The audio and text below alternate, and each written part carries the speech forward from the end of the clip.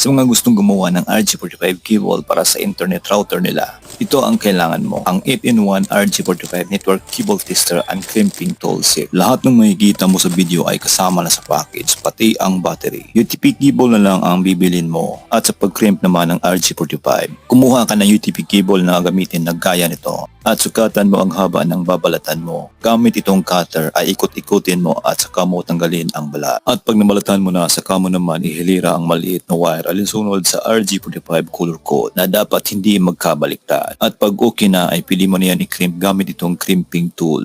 Ilagay ang battery sa likod ng tester at pwede ka nang mag-test. Yun nga lang, tao lang tayo at nagkamali. Kung nakikita nyo sa video ay hindi nagsabay ang ilaw ng tester kaya no choice tayo at nag-second try. At luckily ay nakuha ko rin. Kaya kung gusto mo rin ng ganitong toolset ay nasa ibaba lang ang link.